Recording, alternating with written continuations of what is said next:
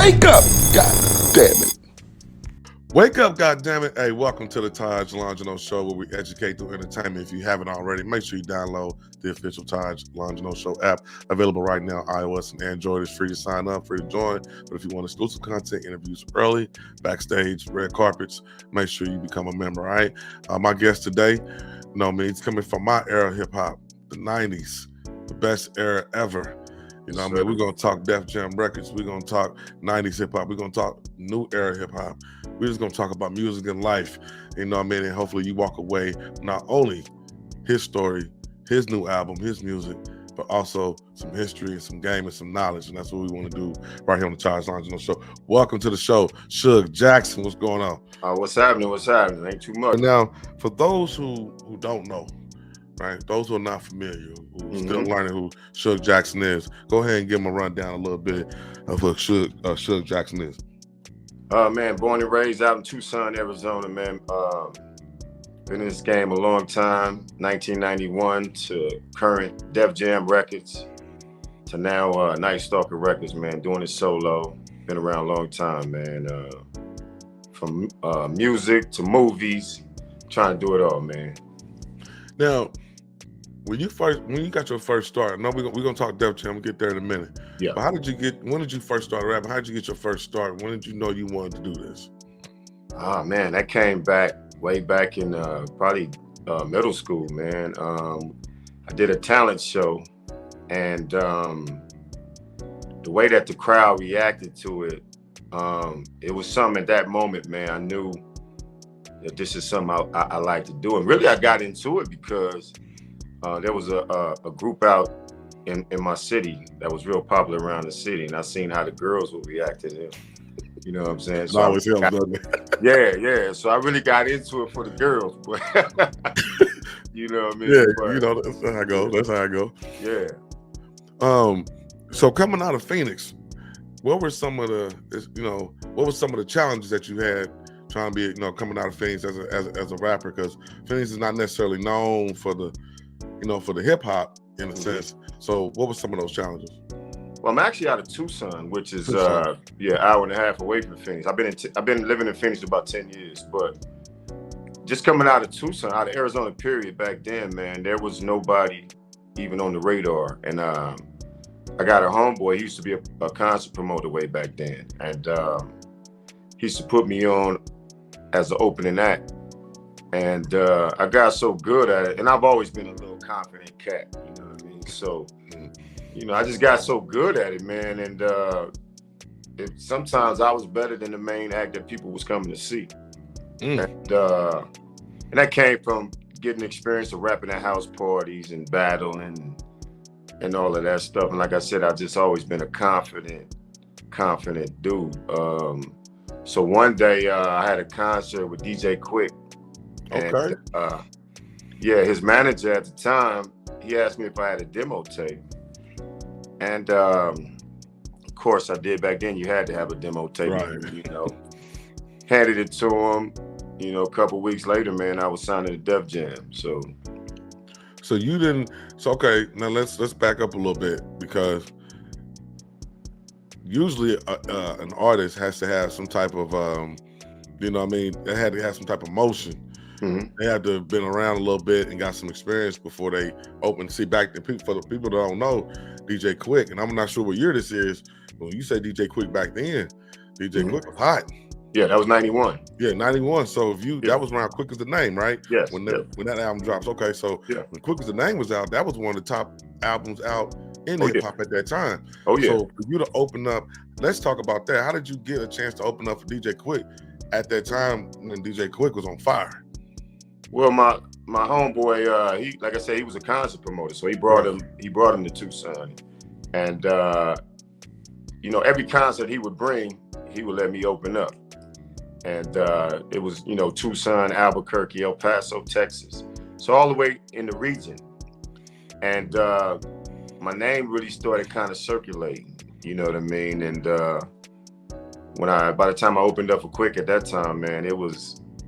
And everybody used to talk about my voice and the delivery and all that stuff, you know what I mean? So like I said, I got that from you know, battling at house parties and all of that stuff. And then I was a Rakim, Eric B. and Rakim nut back then, you know what I mean? So, you know what I mean? So and LL Cool J. So I just kind of like used to listen to those guys all the time, the delivery, the swag, the everything. And I kind of implemented that into my thing. And then, you know, here come NWA. And me and everybody, you know, you sound like Cube. And it was kind of crazy because me and his, everything was kind of similar. His motion on stage, my motion, everything. And his last name Jackson, my last name Jackson. Here we go. Yeah, so it was kind of crazy, man, how all that kind of happened. And really, I used to dream about being on Def Jam way before it even happened. And then here I go signing the Def Jam. I used to, you know, I had a dream way back then. I remember this dream like it was yesterday. Me and Eazy-E and NWA hanging out in my carport at my house. And then my first concert actually was with Eazy-E and NWA at a skating rink. This was before NWA's album was even out. Yeah, okay. Which one? The Straight Outta Compton? Yeah, it was before that was out. Eazy-E's Dope Man was out. You know, but the NWA album wasn't out. Okay. And so everything kind of got into motion right then and there, you know what I mean? And the name started traveling around the industry, and that's kind of how that happened. You know. All right, so by the time you got to DJ Quick, or the time you got to really perform for him and opening up for him, you was already pretty much, I wouldn't necessarily say seasoned, but you already had the experience of performing so much. You already knew what to do on stage. And let me ask you this. When you was opening up for Quick, what was Quick response to your performance? I'm pretty sure if you're opening up for him on a consistent basis, he's watching. Oh yeah. He came up to me and was like, "That's dope, man. That was dope. That's pretty much all he said." Quick was, you know, one of them kind of cats. He give you a little compliment, but not too. You know what I mean? You know. So, and we became good friends. You know what I mean? And still is to this day. So, but that's what he came to me and said, and he had this little look in his face. But in my mind, like I said, I was a little confident dude. I was like, yeah, I know. That was just the competitive nature in me that I had, you know. So. And back then, I listened to some of your records, man, and like you said, your delivery. It's got that, first you got that voice, that deep voice, and then, you know, being able to make sure you had the tempo, the right delivery tempo, and that make sure. That's the one thing I liked about the 90s, man. Yeah. People, you could understand what the rapper was saying. Right. You didn't have to go back and listen with your inner ear, and you could just literally, people with pronunciation, even with Twister, when Twister came out. Yeah. You know, just the way we make sure that we wanted you to hear every single word. Right. That's what I love about that era back then, and just taking time to make a record, not just throwing something together in 5 minutes. You know what I mean? So when you're in the early years, when you were getting that practice in and you're performing and you're opening up front, what were some of the songs that you were performing for DJ Quick? Man, back then I had a song called Shug's in Effect. I had a song called like that title. it was, you know, back then everything was in effect, man. That was one of the big words back then, in effect. I had another song called I'm the Ruler. I remember that song, I'm the Ruler. That was one of the battle type songs I would use when I was battling somebody. I had a bunch of them, man. But like I said, I got so, it was more the delivery, and then my motion on stage, the way I would, you know, kind of emphasize stuff, I guess that kind of got people's attention. I wasn't no dancer or nothing, but I had energy as far as like moving across the stage. And really, and one thing I learned, even doing house parties, was I'm going to control the crowd's energy. I'm not going to let them control my energy. So I learned that during, you know, those times. So by the time I got on stage in front of 5,000 to 10,000 people, that was already in the back of my mind. Whether they don't know the song or not, right? I'm gonna perform like you do know the song, and I'm gonna control your energy. I'm not gonna let you control mine. You know what I mean? So I think all of that kind of helped me, man, with the confidence and the swag. Because you can get up on that stage and nobody knows your music. They'll just stand there and look at you. And I've seen that. Yeah. Oh yeah. And it can really drain you. You know what I mean? Like, wow. You know what I mean? So your energy's not gonna be there. So I learned at an early age to not allow that to happen. You know what I mean? And there were times that, you know, the crowd was just standing there looking at me. But I knew if they was looking at me, they were still engaged. That just means they didn't know the lyrics to the song.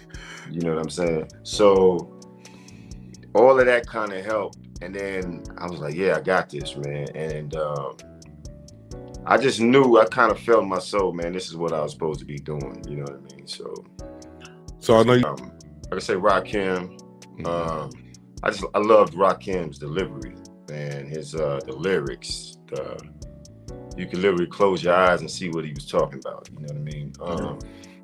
And then, like I said back then, you know, 84, 85, 86, it was more East Coast that was on the map. You didn't really have no West Coast. That's true. Cats popping there. So pretty much everybody looked up to the East Coast. LL, you know, I just stand in the mirror with my headphones on, man, and my brushes, the microphone, and singing, you know, I'm bad, you know, and Dear Yvette, you know what I mean? And you know, and then in 88, you know, 87, 88, here comes NWA, you know, Eazy and NWA. So but even before them was King T, was out here on the West Coast, with King T. King T. Yeah, man, was King T was, you know, that was my dude, man, and I really love some King T. So once the West Coast started, that's when I'll never forget this, man. I remember telling myself this. I think I was like a senior in high school, and I said, man, I'm gonna do this. Because now I gravitated to the West Coast, you know what I mean? And these cats can do it, I can do this. So that's when I think I really, really locked down and got serious, you know, about it. And but it back then, and I'm being influenced by, I was influenced by these guys, but I knew I didn't want to sound like them. You know what I mean? Yeah, I got you. Yeah, and I knew I wanted to make my own path, and I guess that comes from that, like I said, that competitive thing, and all of this stuff. So I just knew I could be better. You know, whether I was better than them or not, you couldn't tell me I wasn't. You know what I mean? So, but that, and then you supposed, and as an artist, you're supposed to feel like that. Exactly. Yeah. You don't feel like that. You wouldn't be here today, right? Without that, you right, know, right. People that hated Jordan, Kobe, but because of their arrogance, but that's what made them who they are. Made them great. Yeah. You know, so you're performing for an artist. You're opening up for an artist that is hot at the time. So you're getting all type of looks, not only just from the crowd, not only from Quick, but managers and everything. Like, so now you're headed into a situation where you're getting ready to, Def Jam is looking at you now. How did that situation come about? Like I said, I handed my demo tape to Greedy Greg, who was DJ Quick's manager at that time, and he took the tape to Leor and Russell. Oh, Leor. Yeah, Leor. Yeah, Leor. But you know, then 2 weeks later, man, I got a call. Def Jam wanted to sign me. So wow. So let me ask you, because normally artists go through 8, 9, 10 years before they really see their big break or their really first major record deal. How long was it for you before you got to Def Jam? From when you started, when you actually started to to that? Oh man, like I say, probably because I started like actually writing in the 6th grade, listening to New Edition and all of them. Then so about about a good 10 years, man, 10, 11 years. 10 years. Okay. Yeah, it was. So now you sign the paperwork to Def Jam, your dream label. walk us through that day of, the whole that you go into the office. You know it's going to happen, but you don't know what the contract like Yeah. you're going through the whole thing, and then kind of walk us through that moment. Well, I remember. Well, I had already signed the contract. They sent me this contract. I let the lawyer look over it, so I signed it in Tucson. Okay, hold on. Let's stop right there. Yeah. So they sent you the contract. Yeah. And you had your lawyer look over. Let's stop right there because how old are you at the time? I'm getting to a point, but how old are you at the time? I'm 20 years old. 20 years old. And you had your entertainment attorney. Yeah. I don't know if you understand how big that is because a lot of artists don't have an entertainment attorney at 20 years old coming into the game. They don't even know what one is. Right. They don't even have they just eager to sign the paperwork to go ahead and get that advance so they can get going, get out the hood, whatever they got to do. Right. Who did you have in your camp? Who was around you, giving you the game and the knowledge? Or how did you educate yourself on knowing that you needed to have an entertainment attorney before you signed the record recording contract? Well, listening to all the horror stories. I mean, I was hearing about what New Edition was going through way back then. Okay. You know what I mean? So, and then I think who was it? Anita Baker was going through some stuff, contractual stuff. But all these horror stories you hear about artists just signing these deals and then they locked in. You know what I mean? So I was hearing about all of that stuff.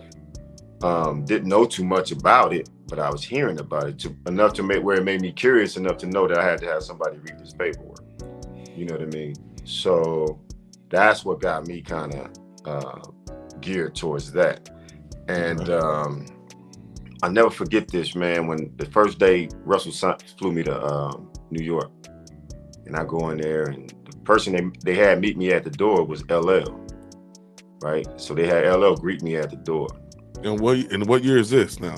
It's in 91. Oh, all this happened in 91? I mean, actually, no. I signed the contract 91, November 20th of 91. Okay. During the whole month of December, companies pretty much shut down. So January of 92 is when they flew me to New York. So I want to make sure we get this story. So they fly you out. Yeah. You walking into the Def Jam office in New York City, and the person that greets you. Yeah. LL Cool J. I know you felt like king right there. You know what? Inside, man, I was like, man, this is the dude I used to sing with my headphones on and all that. But outside, that little, I'm supposed to be here type of thing. Right. I played football. I played sports all my life, right? So that competitive thing, like, I'm supposed to be here. That coming from my coaches, coming from my pops, you never feel like the moment is too big for you. Feel like you're supposed to be there. You know what I mean? So I walked in there with that I'm supposed to be here type thing. Now inside, I'm like, damn, this LL. Right. You know what I mean? But he ain't gonna never know I'm thinking this. You know what I mean? But I never forget some words he told me, and that was 92, and I still hear that to this day. He told me, he said, young fella, never forget that this business is 25% talent, and 75% business. They never get it twisted. You know what I'm saying? So you can have all the talent in the world. You don't know the business, you ain't gonna last. You know what I mean? So, and I still hear his voice in my head to this day saying that, and I kind of guide through life like that. You know what I mean? Talent only gets you so far. It's what you do behind the talent. You know what I'm saying? So to get you to where you're trying to go, and it's like building a team. You know what I mean? If everybody wants to be the talent and nobody wants to do the dirty stuff, then ain't nothing gonna work. You know what I mean? So yeah, so that I kind of got all that from him, man, way back then. All right, so you signed the contract. You walking through, LL is greeting you. Now it comes time to what's next? Is it getting in the studio? Is it getting ready for a single? Is it getting ready for the album? We're preparing the single. What's the next step? Put together the album. Okay. What direction I wanted to go with the album. Back then I had a song called Night Stalker, which was talking heavy about the police. That's the song actually that got me signed to Def Jam. Okay. But you know, you had all the stuff going on with NWA with that they went through. Yeah, now police and all that. Yeah, and then you had Cop Killer by Ice-T. So now here comes Shug with Night Stalker, and it was talking about, and that song down in Chicago, St. Louis, and all of that. Way before the song even was released, that song was huge because they was putting out snippets, and they was releasing that song as they were released on these tapes. So I found out late, man, that song was huge. I did a show in Chicago, and this little cat came up to me and he said, "Man, that song is like our national anthem out here." And that was before my album was even released. You know what I mean? So that's when I kind of really also start learning the power of words. Words have power, you know what I mean? And what you say, you can, you know, either go the right direction or it can go the wrong direction. You know what I'm saying? So I started learning, like I said, all that back then, man. But that's what we was kind of sat down trying to figure out what direction we want the album to go. You know, once the album is done, what we gonna do for the single, what's gonna be the single and all that stuff. So, and like I said back then, I'm just an angry kid growing up in the neighborhood, going through the stuff we went through in the neighborhood with police, with gang stuff and all that stuff. So that kind of reflected on that album. Okay. You know, so that was my next question. What was your early style? Like my style, like I told you, my favorite rapper was Too Short. So my first album was pretty much women. Right? I wasn't in the streets. So but I know you said you wanted your own sound. You wanted to have your own thing, even though you was a fan of Rakim and LL. So what was your early style like? What was the subject matter? Subject matter was the album was called 86 The Madness. So it was talking about like going inside the mind of a maniac. You know what I mean? What makes this dude want to do that? And, you know, like get the funk out my face, meaning, you know, get this madness out my head. So I wanted this album to be like a snapshot of what goes on in the neighborhood. What makes somebody act that way? Because there's always a bottom line, you know what I'm saying? Mm-hmm. And I have a song on there called Run From the Undercover. And that song was talking about how the undercovers go into the neighborhoods and they're trying to set people up just so they can send them to prison. You know, so don't fall in that trap, run from the undercover. You know, so it was just an album kind of to, like I said, bring people into where I grew up. And not just where I grew up, but neighborhoods all across the world that this stuff is going on in. And that's kind of where I wanted to focus on. More of a, not a like a political type, you know, but more of a, how should I say, just, like I say, man, it's a snapshot. You know, giving people a snapshot of what goes on. And then the way I approach every song, especially on that album, was I'm glorifying it in the beginning. You know, I'm glorifying this, whatever the actions may be. Now, at the end of the song, here comes the repercussions of what you're doing. You see what I'm saying? Because storytelling, almost. Exactly. You know what I mean? Yeah. And that's what I do. If you listen to my songs, pretty much every song is a story. That's what I do, is tell stories. So, and I want to bring people into that story and let them know, you know, you can go out there and you can pull that trigger, but best believe there's repercussions behind that. Yeah, the song I listened to, My Life, was a story. It was a clear from start to finish. It keeps your attention. Yeah. And I'm like, well, okay, so that's your style. You had the storytelling of the reality, what they used to call reality rap, or what used to go on in the street. So they picked the single, album, they pick a date. So how did you feel at that time, knowing, we got a single, working on the album, now it's getting ready to drop? What's going through your, I know you're competitive, you got that competitive spirit, what's going through your mind as you're getting ready to debut as a new artist on Def Jam? Man, excitement. Really, how is my city gonna react to this? You know what I mean? My friends, my family, you know what I mean? All the people that said I couldn't do this, you know what I mean? All the me sitting in class writing and having people saying, man, you ain't gonna never make it. You know what I mean? Put that pen down. You ain't gonna never make it. So all that stuff was running through my head, man. Like I said, just excitement, man. And then the snag came though, because the record didn't release until 96. And the reason why I didn't release until 96 is because I was opening up magazines and they were saying I was from LA. They were saying I was from LA. And I'm like, LA? You know, they know I'm from Tucson. They knew this when they signed me. You know what I mean? But back then, being that nobody was popping in Arizona, I was the first West Coast act signed at Def Jam. You know what I mean? A lot of people don't know. So they did it for, I get, yeah. Yeah, you see what I'm saying? Yeah. I was the first, and then I was the first rapper in all of Arizona to sign a major record deal back then. But, so they wanted to say LA because LA was the popping thing. And I remember telling the publicist and Russell, I don't fake for nobody. You know, how am I gonna say I'm from LA and then go back home and face my people? Right. You see what I'm saying?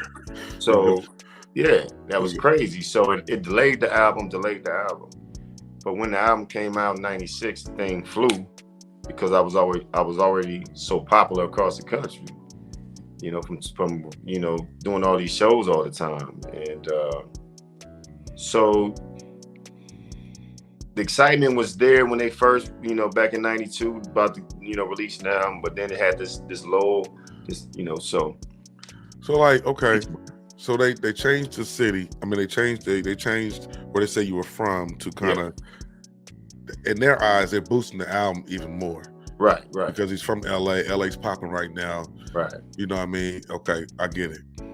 But how does that turn into almost a 4-year delay? Because this is just an easy tweak. You would think, right? It's just easy. You would think. Yeah, we could fix this with the push of a, you know, back then a pen, right? So how did this turn into a 4-year delay? And with it being 4 years, that means something. The music is dated. The sound is dated because by 96, you got Pac. Yeah. You know, No Limit is creeping in. Yeah. You know, the sound is different. And so how did this turn into a 4-year thing? Well, just that, because I refused. They kept on trying to push the issue. Shug, just say you from LA. No, I ain't saying I'm from LA. You know what I mean? So it just kept on delaying. Then they got, you know, they signed J.O. Felony. They signed the female Boss back. Remember Boss? Yeah. So then here comes, you know, Montel Jordan, you know, from the West Coast. And so, you know, they started signing these acts. So now here goes, you know, Shug back on the back burner. But and the way the album ended up getting released is because I had to get some attorneys on it. You know what I mean? And then they finally released it, but they just put the record out, right? Pretty much, right? No promo, no marketing, no nothing. Budget. No nothing. But the record still flew because my name was so out there so much. And the thing, what I think helped the record fly, and you mentioned just about the stuff being dated. The music was dated, but the subject matters wasn't dated. Okay. The subject matters were, if you go back and listen to that album, the 86 and Matters album, you go back and listen to that album, the stuff I'm talking about way back then is still happening now. And then not only that, I never forget my A&R lady at that time. I ain't gonna say her name. I won't put her name out there, but she was my A&R. And you remember Search from Third Base? Yeah. Right, Search was in the studio with us, right? And we getting ready to do this song. My A&R, excuse my language. I'm gonna say her name. Tracy Waples was her name back then. But anyway, she heard like 5 seconds of the beat. It was Zapp and Roger sample, and she said, "Oh, sure, everybody uses that sample. You know, why you gonna use it?" I said, "Well, you ain't even heard the song." You know what I mean? And so here we go back and forth on that. Search made this little comment. Me and him got into it because I told him that, you worry about your stuff. You know what I mean? That should worry about his. But anyway, that song turned out to be one of the biggest songs on my record. She ended up apologizing later. But the thing is I've always had this thing is I'm not going to let you tell me what to write, how to say it, and all that. Now, you can have an opinion. You got your input on it. But if it ain't coming from here, it ain't going to be real. You know what I mean? Right. And for me to put it out my mouth and put it out, it got to be coming from my heart and my soul. You know what I mean? So that's how all that stuff happened. And I think that's why people kind of gravitated towards the record, because the record, if you listen to some of those records, it really got pain in it. It got everyday struggle. It got everything we go through every day, even to this day in it. You know what I mean? So the music was dated, but the content, the subject matters was still very relevant. Okay. Yeah. So you got, so that record drops, and it still does. Do you know how many? Do you know how much it sold at that time? I don't know, but at that very moment, but I know I found out later the thing went platinum. Platinum. Okay, cool. Yeah. So it eventually goes platinum. Yeah. Now, are you out of your Def Jam deal after this? So are you out after this first album? Are you going into the second album? Or are you out of the Def Jam deal? Now you're searching for a new situation. Well, I was still in the deal because they wouldn't let me out of it right then and there. You know what I mean? So I had to kind of sit for a while because they wouldn't let me out the deal. I refused to put another album out. You know what I mean? So it was kind of a sit around wait thing. You know what I mean? Which during that period I kind of learned a lot, and it gave me a chance to kind of reflect as I was growing, as the years gone by. You know what I mean? It gave me kind of a chance to really reflect, and then really think about what LL told me way back then. You know, the opposite business. Yeah. You know, and the thing too was I couldn't get mad at Def Jam no more because they was doing business. I couldn't take it personal. You know what I mean? Even though I wanted to, but I just looked at it as something I'm gonna learn and grow from. I ain't gonna let nobody, change me, so to speak. Now we can change together, you know what I mean? But I ain't gonna change for you to use me up and then shoot me off later, you know what I mean? So I got a question. So what's the difference between Shug Jackson then and Shug Jackson now, who's releasing? He's coming. He's back. He's coming back out with a new project. What's the difference in the young Shug and the older Shug, mature Shug? Well, the difference now is I'm not angry. You Okay. understand? Yeah. Back then I was just an angry kid, eager to tell my story, eager to tell other people's stories, and the hard, the aggressive, types of songs I was doing way back then. Now it's more, I'm still eager to tell other people's stories because I think we all got a story. Mm-hmm. And I take pride in telling, quote unquote, the next door neighbor's story who can't get on a microphone, who can't get on a platform and tell their story. You know what I'm saying? Mm-hmm. So I take pride in that. But now I do it more in a way to where everybody ain't got to think that we angry every day. You know what I mean? Like Cube said, today was a good day. You know what I mean? Right. And we got good days. You know what I'm saying? So I think that's the difference, man. The maturity, just seeing life for what it is, and the angrier you are, the shorter your life is, man. Most definitely. You definitely put yourself in that. Yeah, you can definitely put yourself in that type of situation. Yeah. So, all right. So now you're still stuck in the situation. You had to try to get out of that contract.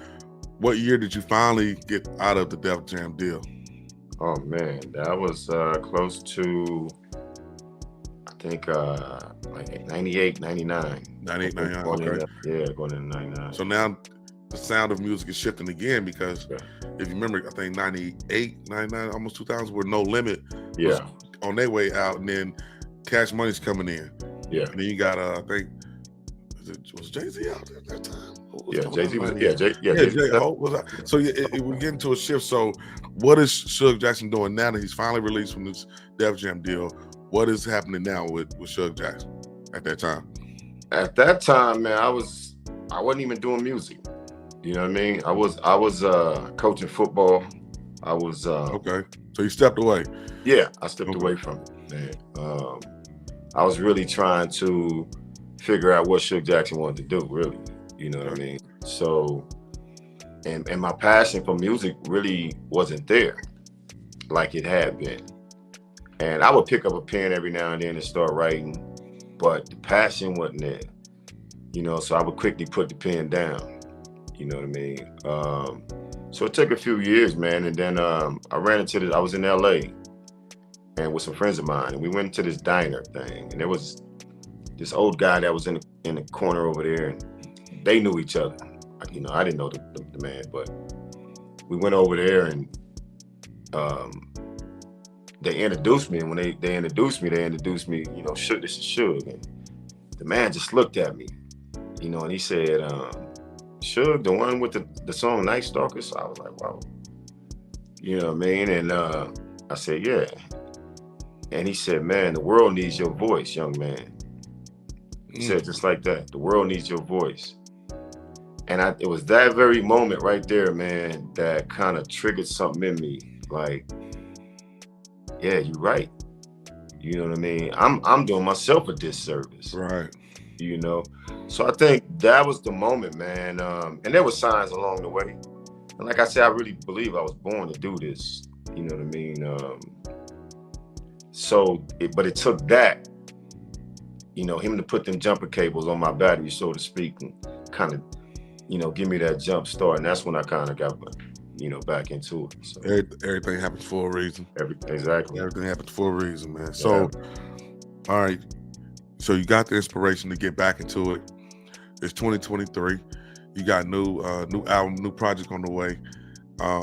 What inspired this particular project, and who are some of the features, if any, producers, and what can the fans, new and old Shug Jackson fans, expect from this new project? Wow. Well, the new project is called The Takeover. And the reason why it's called The Takeover is because I really think rap music needs some substance back in the game, right? I really believe. Now, don't get me wrong. Everybody, it's just some good artists out there, and everybody do their thing. Kudos to them. But I just really think the music lacks substance nowadays. You know what I mean? So I am determined to bring some substance back in the game and give people an album they can listen to from front to back. You know what I mean? And you can, you know, put this album on while you clean your house, do your laundry. You know, if you feel in the mood, you can, you know, get in your car ride and listen to it. Actually understand the words and feel something. You know, whether it make you laugh, cry, happy, whatever. You know what I mean? You're gonna get something out this album. So, and the motivation, inspiration behind it is just that. You know what I mean? Wanting to just give the people some, and the older generation, our generation, come from our generation, something, because a lot of people don't even listen to rap music no more. Right. You see what I'm saying? So give them something that they can latch on to and say, hey, you know what, there's people still around talking about something. You know what I mean? So, and I think, you know, and on that note, I think a lot of artists nowadays, because everybody's always try to follow the trend, right? What's popping at the time. And even artists from way back then, they feel like they gotta jump into this new niche instead of pleasing the vibe. Right. Instead of, man, the people that loved you and made you who you are, man, cater to them people. The other people gonna jump on anyway. Exactly. You see what I'm saying? So I think, and I'm blessed to not be afraid, man, to put my heart out there, so to speak, through my music, man. And I'm one of these guys, man, that why hide what God already knows, right? You know what I'm saying? He already knows it. Why am I hiding from you? You see what I'm saying? I like that. You know what I'm saying? Yeah. So I approach my music like that. You know. So when can we expect a new album? You can probably by January. I say I'm gonna drop another single called "Lil Bad MF." Okay. Now, real quick, Yeah. you dropping a new album. You're coming back after years, after all the experience that you had, as a new artist back in the '90s. How was the industry taking? What is the thought and what's the feeling around the energy around Shug coming back to those who remember you from back then, who know that Shug is back out on the scene and he's coming back to do, and he's out again, great, drops some new music. I think the energy is great. I've been getting messages for years, man. People contacting me about like, man, when you gonna put some new music out? An album. You know what I mean? We need that Shug album. You know what I mean? So I think the energy's been great. I think people looking forward to, and that's the thing I always get is like, man, the storytelling is gone from music. You know what I mean? It sounds good in a nightclub, but I can't drive around in my car and listen to it. I can't pick up the vacuum cleaner and listen to that unless I just want to hear the beat. Right.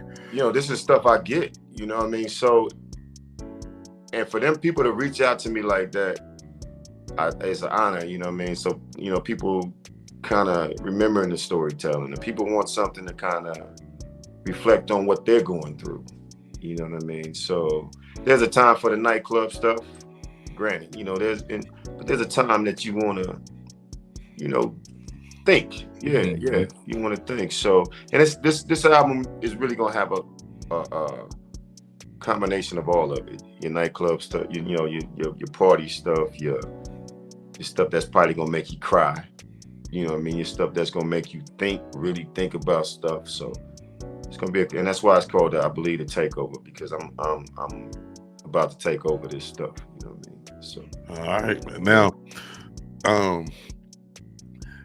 what lessons, what advice would you have for the youth that's coming up, from based on all experiences that you had, being signed to the biggest label with Def Jam and performing from some of the biggest artists and having LL meeting you at the door, like when you take in everything that you've gone through, what advice did you have for any new artist that wants to jump into this business? Well, first of all, always remember that it's only one you, right? There's only one Lil Wayne, there's only one Drake, there's only one Lil Baby. There's also only one you. And what I mean by that is do the music you love to do. You know what I'm saying? Do what's coming from your heart and your soul. That's the way people gonna gravitate towards you. You know what I mean? And stand in front of the mirror every now and then and see if you like who you see. You know what I'm saying? Ooh. See if you like who you see. And because the hardest thing to do is point the finger at us, right? The easiest thing to do is point the finger at somebody else. The hard thing is to point the finger at that person you see in the mirror. But once you learn how to do that, you will see and you will start to understand that can't nobody out there criticize me, because I done already accepted my own faults. You see what I'm saying? You can't criticize me if I already accepted it. Right. You can talk all day long. You see what I'm saying? So that's the advice I would give it. But the main thing, man, and keep God number one, first off, right? Yeah. Keep God number one. And like I said, remember there's always one you. And I take that from point A all the way to Z. It is because you can lose track and you try to be somebody else. Now your career is gone. That other person's careers keep going on. So always remember, it's only one you. Shug Jackson on the Taj Longino Show. New album coming for top of the year. Takeover. Bringing back storytelling, bringing back substance, bringing back delivery, all the things that the industry is missing right now. Lastly, man, before we get out of here, If you could give your top 5 all time, dead or alive, Ooh. who would it be? Ooh. Top 5, dead or alive. Oh man. Wow. Yeah. Oh man. Man, I got to throw Biggie in there, of course. Okay. Pac. I got to throw Pac in there. No particular order. No, yeah, no particular order. Man, Rakim. Okay.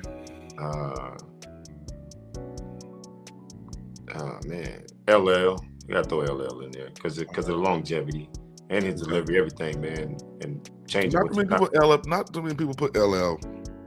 Yeah, I don't understand that. You know what I mean? Because that dude, the way he changed with the times, man, is remarkable. You know, and wow,